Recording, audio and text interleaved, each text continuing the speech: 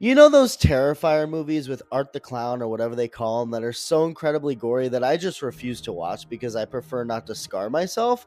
Well, you didn't know that about me until now, I would assume, unless you somehow know that about me, and that would be terrifying on its own, although let's be real, the government knows everything about us anyway. Look, the point is, no matter how scary any of that is, I don't think it really compares to being a big league hitter getting in the box against Roki Sasaki. We already knew he was nasty. I mean, people wouldn't be rioting in the streets if the Dodgers got some bump. No, they're rioting because they don't want this team getting all the good players. And at this point, anyone who joins the Dodgers is public enemy number one, and it makes sense. I mean, in fact, I can't think of a more hateable guy than Roki Sasaki. A man who was in third grade when the devastating tsunami struck Japan, a tsunami that he and his classmates survived by climbing to higher ground while his family home got destroyed. He lost his father and grandparents, had to live in a nursing home during the recovery, and has dedicated his life to not wasting a single second and going after his dreams, knowing how precious life is. Yeah, that's someone to root against and hate for sure.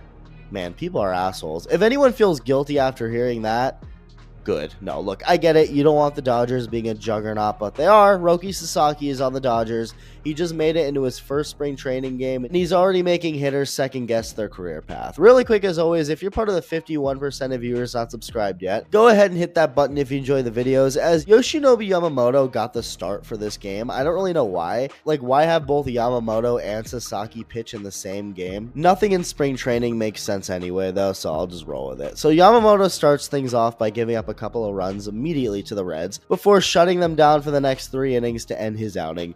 And in comes Roki Sasaki. So you face Yamamoto and then Sasaki, the two nastiest Japanese pitchers on the planet in the same game. That's sick in both ways from each point of view. And it's the Dodgers just casually telling the Reds to suck on their big fat rings.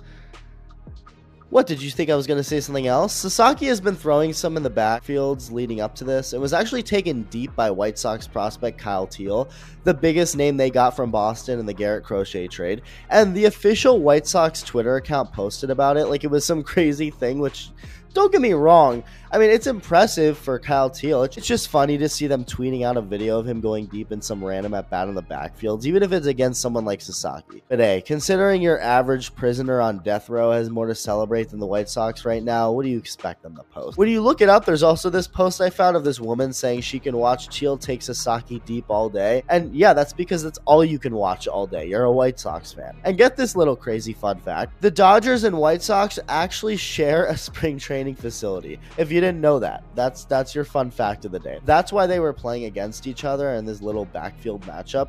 But just think about that for a second. We're literally talking about the king's castle on the other side of the fence from the peasants. Like, imagine a place where on one side the Avengers live, and then on the other side it's a bunch of background characters that you see for maybe 3 seconds. You couldn't have more opposite situations on either end of this facility. So Sasaki comes in for his first game action. Quick observation, why is the R on the back of his jersey? Why isn't it just Sasaki? Does anyone know why that's a thing? His first pitch ends up right to Mookie at shortstop for a nice little play for the out. The next 2 batters got on though. A base hit and then attempted murder. So first and second, 1 out. And that's when Sasaki started to panic, actually. That's when he went, "Oh, call an ambulance! Call an ambulance!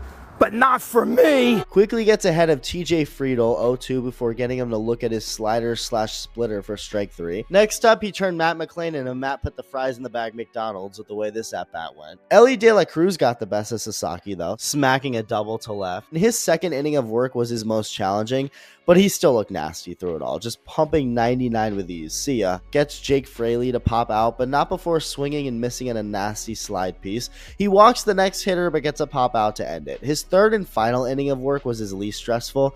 First pitch heater, strike 1. 2 pitches later, drops a slider for a strike, and then doubles down but throws one in the dirt that he swings at. Just ridiculous. Wins can't stop taking L's, and you can see it in his face. He's ashamed. He's letting his family down. He needs to get his shit together. Next pitch, harmless little grounder to Freeman. Quick second out. Now, this next at-bat originally looked to be so much worse for the hitter than it ended up actually being. I was about to be like, oh my god, this is the closest thing you can get to legally bullying someone. Just completely overmatching him. But credit to Carlos Jorge, or Carlos George, however it's pronounced. Sasaki grooves another fastball. This time he's on it. It had the distance for a home run, looked like it for a second. He kind of pimped it too. It was foul, but then he takes a couple pitches. He still ended up going down looking like an idiot. But I mean, hey, he really made this at bat more competitive than it originally looked like it was going to be. So credit to him. He started getting all confident too, like he was ready to do something big. But yeah, Sasaki put him in his place, telling him to go flip those burgers with Matt McClain. So he finishes his first outing with 5 strikeouts in 3 innings. He was hitting 99 on his fastball, everything as advertised. Thanks to Pitching Ninja, who does these overlays, you can see just how ridiculous this mix of pitches is to these guys hitting. You get a 99-mile-an-hour fastball that looks just like the splitter until it doesn't. It just shows how ridiculous it is to try and time up these things, and how much more terrifying it must be to attempt to do that compared to those Terrifier movies, which I will forever refuse to watch. What I won't refuse to watch is Roki Sasaki attempt to terrorize the league, and this was a little nice taste of what's coming. Let me know your thoughts, and thank you for watching. こちらの試合、まさにドジャースにとって大きな前進となった一戦でした。山本由伸が予定通りの4回を投げ抜き、そして佐々木朗希が3回無失点の快投を見せ、チームとしての完成度がまた一段と上がったことを感じさせる内容でした。特に佐々木朗希のピッチングは、まさに本物でしたね。98、99マイルの強し速球、そして打者がことごとく空振りするスプリット。試合前には、自信をつけることが重要と言われていましたが、この投球内容ならば、確実にその自信を深めることができたはずです。実際に彼も試合後のインタビューで、ビッグリーグの打者たちはミスを逃さないと言いつつ、良いボールを投げれば必ず抑えられると、確かな手応えを感じている様子でした。そして、その言葉通り、佐々木の投球は打者のリアクションを見ても、別格でしたね。解説陣も口々に、このスプリットはやばいと興奮していましたが、それも当然です。8回スプリットを投げ、7回空振りを奪うという圧倒的な数字。打者が手を出しても当たらない。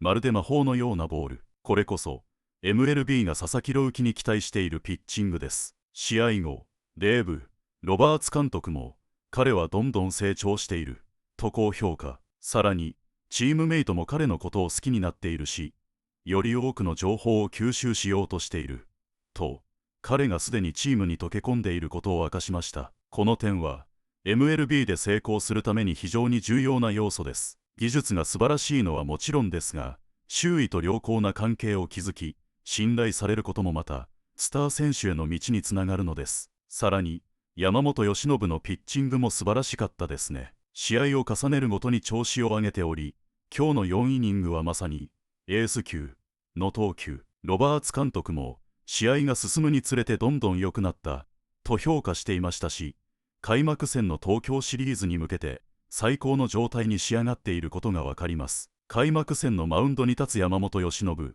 そしてそれを追う佐々木朗希、ドジャースの先発ローテーションがどれほど強力なものになるのか、今から楽しみで仕方ありません。こうした若手投手たちの活躍はチーム全体にとっても大きなエネルギーになります。特に佐々木朗希のように今まさに成長の途上にある選手が結果を出すことはベテラン勢にとっても良い刺激になるでしょう。これが競争の激しい MLB の世界。才能だけでは生き残れない。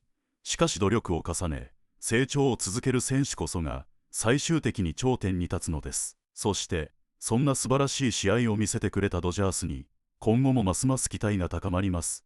次の試合ではどんなドラマが生まれるのか、佐々木朗希はどこまで成長するのか、山本由伸は開幕戦でどんな投球を見せるのか、気になることが次々と出てきますね。ということで、今後のドジャースの戦いを見逃さないためにも、ぜひチャンネル登録をお願いします。佐々木朗希、山本由伸、そして大谷翔平と、今季のドジャースは日本の野球ファンにとっても特別なシーズンになりそうです。これからの戦いも一緒に楽しんでいきましょう。